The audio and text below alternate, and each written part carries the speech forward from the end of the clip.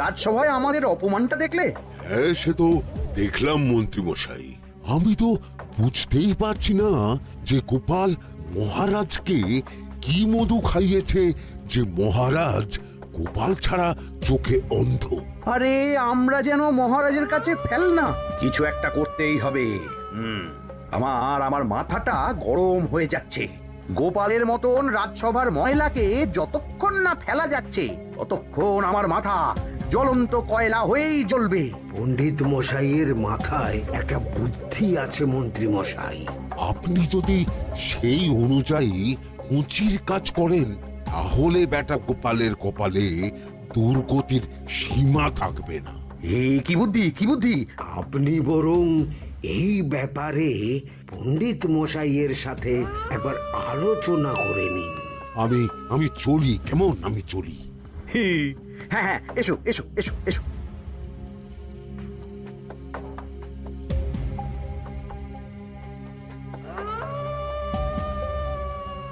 আরে ওই তো আমার বাঁ হাত ঘটা আসছে, বেটাকে দিয়ে একটা কাজ করাতে হবে। এ কি মন্ত্রী মশাই, আপনি এখানে দাঁড়িয়ে কি করছেন? এই একটা গুরুত্বপূর্ণ ব্যাপারে কথা বলছিলাম। একটা কাজ করতে পারবি? কি কাজ করতে হবে বলুন মন্ত্রী মশাই। আমাকে একটু ঠান্ডা জল, পাতিলেবু আর পুদিনার পাতা দিয়ে শরবত বানিয়ে খাওয়াতে পারবি? সেসব আমার ঘরে ব্যবস্থা করাই আছে।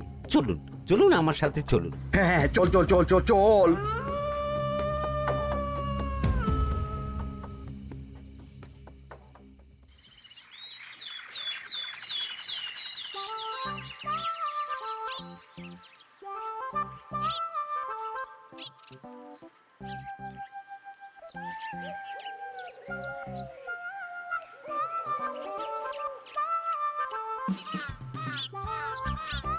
কি ব্যাপার পণ্ডিত, এত গুম মেরে আছো কেন?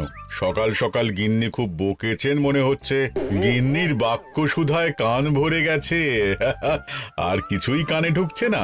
আরে দাঁড়াও দাঁড়াও পণ্ডিত, দাঁড়াও জ্যোতিষী।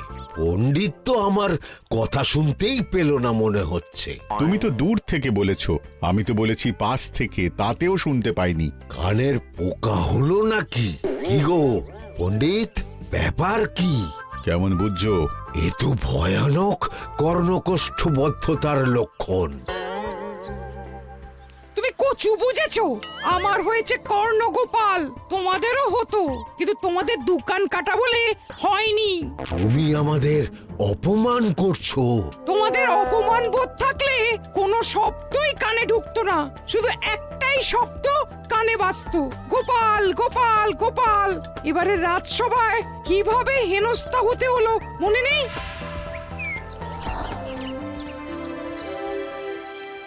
মহারাজ, একটা ভিক্ষা আছে। ভিক্ষার জন্য কৃষ্ণনগরের রাস্তাই সবচেয়ে উপযুক্ত জায়গা গোপাল, তুমি বরং সেখানেই যাও।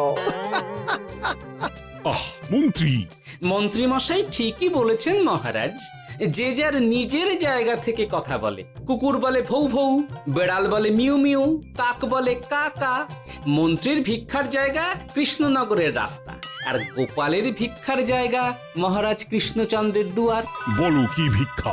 বাড়িতে পুজো আছে মহারাজ, খরচা অনেক, কিছু ঋণ আবশ্যক। যদি 100 মোহর। ঋণ তোমাকে আমি দিতে পারবো না গোপাল। পুজো উপলক্ষে তোমাকে আমি 100 মোহর দিলাম। মহারাজ, আমিও ঠিক এই কথাটাই বলতে যাচ্ছিলাম। আমরাও তাহলে বাড়িতে পুজো করব। পুজোর জন্য আমাদের অনেক খরচ, তাই যদি... অবশ্যই অবশ্যই, কত ঋণের প্রয়োজন খাজাঞ্চির কাছ থেকে নিয়ে নিও, সুদটা আমি মাফ করে দিলাম। মহারাজ, গোপালকে দান আর আমাদের ঋণ? হ্যাঁ, কারণ তোমরা নিজেরা খাবে, কিন্তু গোপাল অন্যদের খাওয়াবে। গোপালের মতো মানুষের সঙ্গে থাকাই হলো রাজধর্ম। কিন্তু তাছাড়াও তোমরা হলে 80 যাই বেতন পাই দলের লোক। গত 1 বছরে তোমার কোন মন্ত্রণা দেশের কাজে এসেছে? পণ্ডিত কোনো নতুন তত্ত্ব শুনিয়েছে? জ্যোতিষী কোনো অমোঘ ভবিষ্যৎবাণী করেছে? আর বৈদ্য 3 বছর ধরে আমার হাঁটুর ব্যথা সারাতে পারেনি। কিন্তু গোপাল, গোপালের ভাঁড়ে হাস্যরসের কখনো অভাব হয়নি। মনে আছে? আছে। কিন্তু করার তো কিছু নেই। আছে। কিছু ভেবেছো নাকি পণ্ডিত? তোমাদের মনে আছে মহারাজ মোহর দেওয়ার পর গোপাল সেদিন বলেছিল, কি গোপাল, খুশি তো? মহারাজ আপনি আমাকে এক মুঠো ধুলো দিলেও আমি খুশি। সেই ধুলো মুঠোই আমি সোনা মুঠো করে ফেলবো। মনে নেই আবার? একটু ঝেড়ে কাশো তো দেখি পণ্ডিত, কি ভেবেছো? যা হবে দেখতেই পাবে।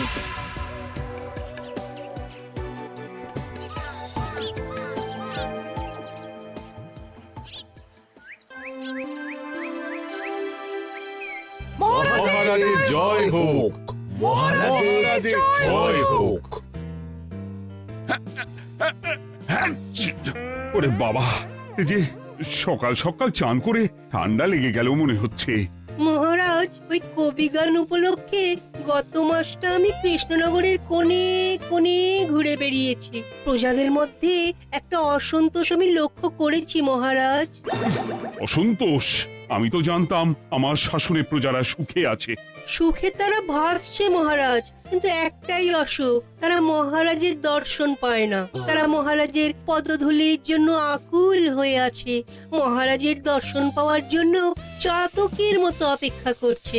চিত্রকরকে দিয়ে চিত্র অঙ্কন করিয়ে বিলি করে দিলেই হলো।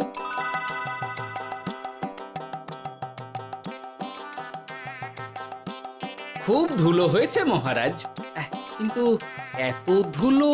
কালকের ঝড়ে ঢুকেছে। ঝাড়ুদার,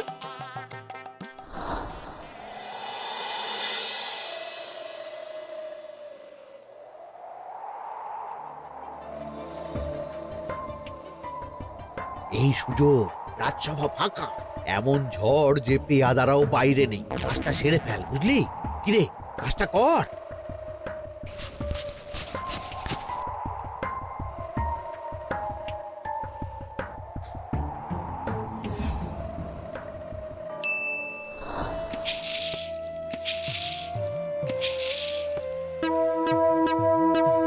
এত ধুলো! উফ, মহারাজ, কাল ঝড়টা বড় সাংঘাতিক হয়েছিল। তা বটে। আচ্ছা গোপাল, তুমি বলেছিলে মহারাজ তোমাকে এক মুঠো ধুলো দিলেও সেটা সোনা হয়ে যাবে। এখনো সেই কথাই বলছি। মন থেকে বলেছিলে না মহারাজকে তেল দেবার জন্য? তেল দেওয়ার দায়িত্বটা তো আপনি নিজের কাঁধেই নিয়ে ফেলেছেন। আমি যা বলি সত্যি বলি। আজ যদি এই 4 ঝুড়ি ধুলো মহারাজ তোমাকে উপহার দেন, তখনও একই কথা বলবে? নিশ্চয়ই।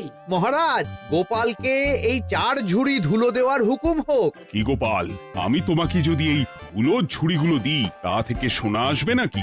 আসবে মহারাজ, মোহরের বস্তা আসবে। যদি না আসে, আপনি বলুন। তোমাকে কৃষ্ণনগর ছেড়ে চলে যেতে হবে। রাজি? আর যদি আমি পারি, তাহলে আপনাকে এই মন্ত্রীর চাকরি ছেড়ে দিতে হবে। কি রাজি? কি মন্ত্রী, রাজি? রাজি। গোপাল? রাজি মহারাজ। আচ্ছা, আর কেউ মন্ত্রীর পক্ষে বাজি ধরেছেন নাকি? হ্যাঁ, আমি আমি আমি আমি ও গোপাল এবার যে মরণ কুয়োতে ঝাঁপিয়েছে, সেখান থেকে আর উঠে আসতে পারবে না। ধুলো থেকে মোহরের বস্তা আসবে, এ হচ্ছে ওই গোপালের উন্মাদ রোগের শুরু। দেমাক দেমাক, মহারাজের পিঠ চাপড়ানি পেয়ে পেয়ে গোপাল ভেবেছে যে ও সব কিছু করতে পারে। এবার শুধু সেই দিনটার অপেক্ষা, যেদিন গোপালকে উল্টো গাধায় চড়িয়ে কৃষ্ণনগর থেকে বার করে দেব। এতটা নিশ্চিন্ত হবেন না মন্ত্রীমশাই। গোপাল কিন্তু হালকা কথা ছুঁড়ে দেওয়ার লোক নয়। কি বলতে চাইছো পণ্ডিত? ওই 4 ঝুড়ি ধুলো থেকে মোহরের বস্তা আসবে? না, তা বলছি না। অন্য জায়গা থেকেও তো মোহরের বস্তা আসতে পারে। তার সঙ্গে ধুলো মিলিয়ে দিলেই কেল্লাফতে।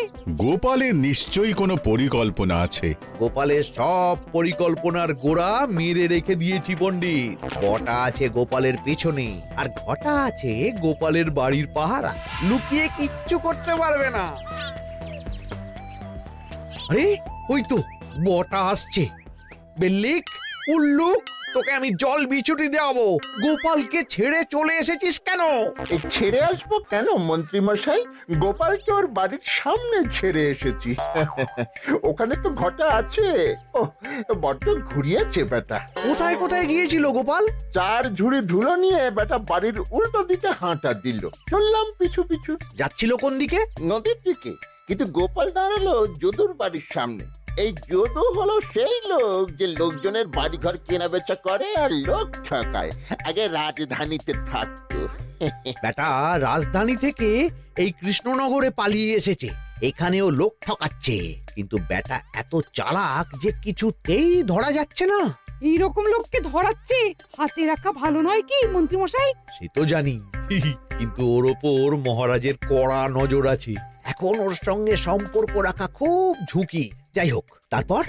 হ্যাঁ, তারপর যদু, যদু রে, গোপাল খুড়ো, আরে তুমি এখানে কি করছো? দেখতেই তো পাচ্ছিস ধুলো। তবে যে সে ধুলো নয়, মহারাজ কৃষ্ণচন্দ্রের পদধূলি। শুনিসনি বোধহয় এখন কৃষ্ণনগরে সবচেয়ে বেশি চাহিদা মহারাজের পদরেণুর। আচ্ছা, মহারাজের পদরেণু নিয়ে যাচ্ছ কোথায়? এই ছোট ছোট পুলিন্দায় ভরে কৃষ্ণনগরের প্রত্যন্ত জায়গায় যেখানে প্রজারা মহারাজের সাক্ষাৎ পায় না সেখানে বিক্রি করব। তোমার কি মাথা খারাপ? পায়ের ধুলো বিক্রি হবে? ওরে, গতবারে মাত্র 1 ঝুড়ি ধুলো 1000 মোহরে বিক্রি করেছিলাম, এবারে 4 ঝুড়ি। শোনো, তুমি আবার ঘুরে ঘুরে বিক্রি করবে কেন? তোমাকে আমি বরং 10 মোহর দিয়ে দিচ্ছি। তুমি আমাকে এগুলো দিয়ে দাও, আর বিক্রি করে যা হবে তোমাকে এই 40 ভাগ দিয়ে দেবো। ওই 10 মোহরে বদমাস যদুকে ধুলো বেচে গোপাল বাড়ির দিকে চললো। বাড়ির সামনে অব্দি পেছনে পেছনে গিয়ে তারপরে এই আপনাদের কাছে আসছি। বলিস কি রে, ধুলো বেচে 10 মোহর? ও মন্ত্রী মশাই, গোপাল তো একেবারে নাড়ি ধরে টান মেরেছে। গেল রাজসভায় এমন সুখের চাকরিটি গেল। এবার আবার রাস্তার ধারে গিয়েই বসতে হবে। এবার নবাবের দরবারে জায়গা আছে কিনা খোঁজ করি গিয়ে। তাত্তেরি, 10 মোহর আর 1 বস্তা মোহরের মাঝখানে অনেক রাস্তা। সেই রাস্তায় আমি লোক বসিয়ে রাখবো। আরে আরে, ওই তো তোমার ঘটা আসছে। এই, তুই গোপালের ঘরের পাহারা ছেড়ে এলি কেন? গোপাল নেই নেই নেই নেই নেই নেই।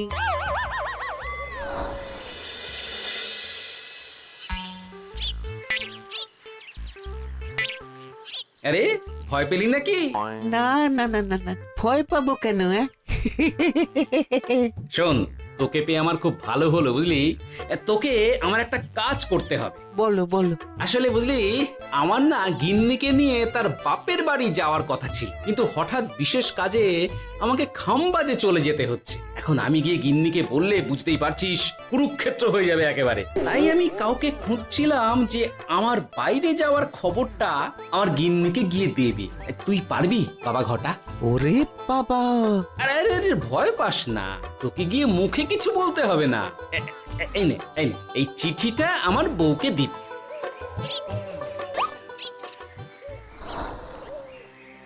কৃষ্ণনগর ছেড়ে চুপি চুপি চলে যাচ্ছি, চালাকিটা দেখেছেন? ওসব চালাকি আমি তুড়ি মেরে উড়িয়ে দেব। কি করবেন? চারিদিকে আমি অশ্বারোহী গুপ্তচর পাঠাচ্ছি। গোপালকে কোনো চালাকি করতে দেব না।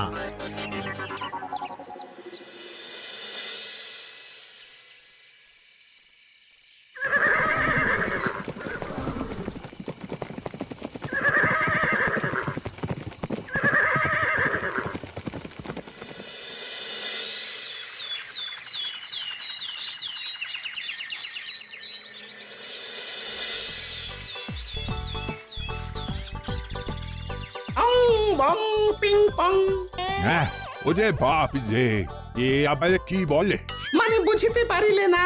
অং বং পিং পং অর্থাৎ আইসো আমার নিকট বিদেশি জাদু শরবত আছে।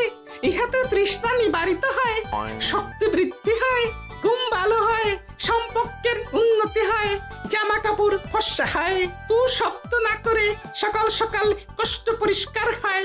মূল্য মাত্র 1 মোহর। বোঝো, ওইটুকু অং বঙ্গের মধ্যে এত কিছু? ঠিক আছে, তা দাও দেখি। আপাতত টেস্টটা তো মিটু, বাকিগুলো পরে বোঝা যাবে।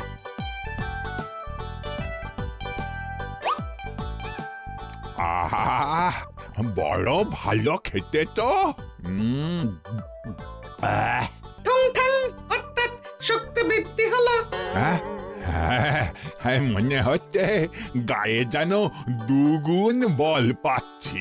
কি হয়েছে ভাই? এ কে? এ ভিন দেশ থেকে জাদু শরবত নিয়ে এসেছে গো। জাদু শরবত ভিন দেশ? একেবারে বহু ভুজা শরবত। খেলে তেষ্টা যাবে, গায়ে জোর হবে, ঘুম হবে, সম্পর্ক ভালো হবে, জামা কাপড় ফর্সা হবে, সকালে হ্রাস করে পেটও পরিষ্কার হবে। সে কি? দাও গো ভাই, আমাকেও দাও।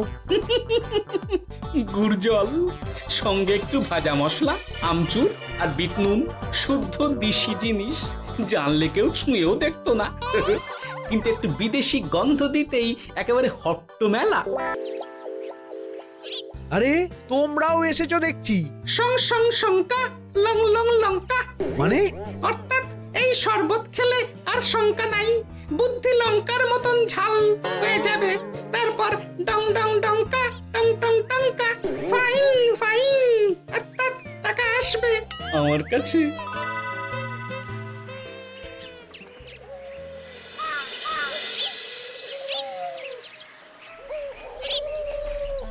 ঝপ ঝপ ছপাং, ভট ভট ফটাং, অর্থাৎ উহাকে দৌড়িয়েছো কেন?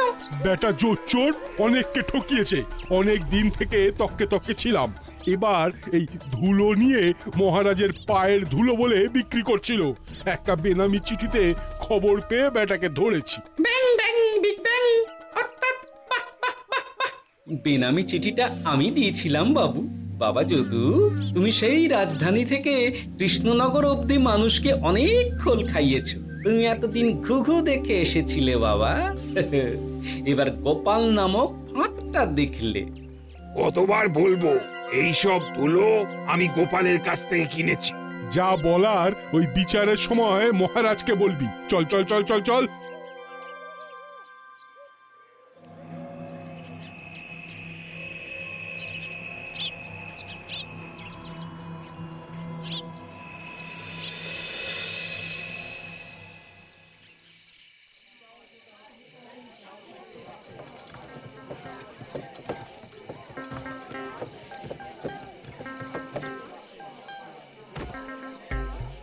ঝন্টু মন্টু ননাংফু।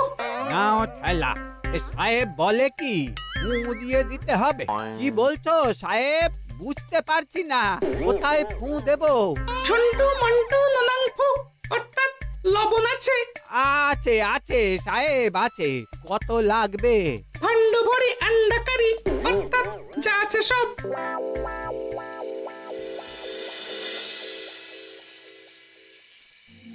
ব্যাস, মোটামুটি আশেপাশে সব দোকানের নুন এখন আমার জিম্মায়। এবার আসল মজা শুরু হবে।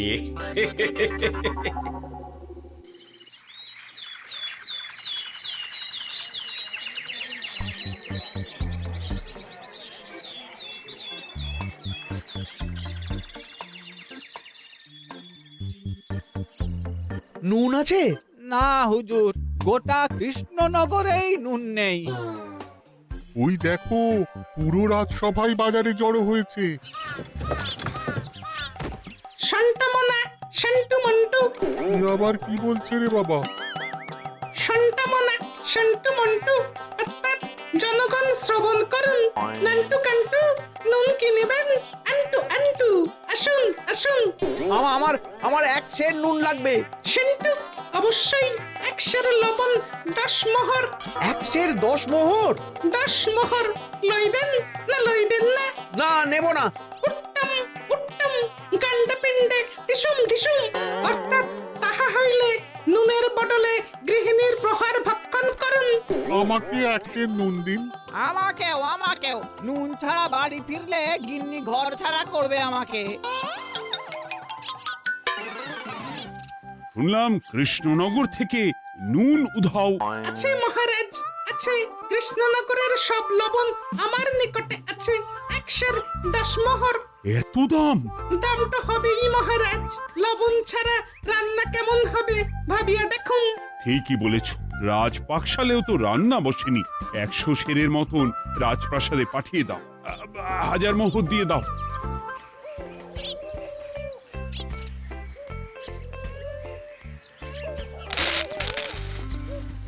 ব্যাস 1 বস্তা মোহর হয়ে গেছে।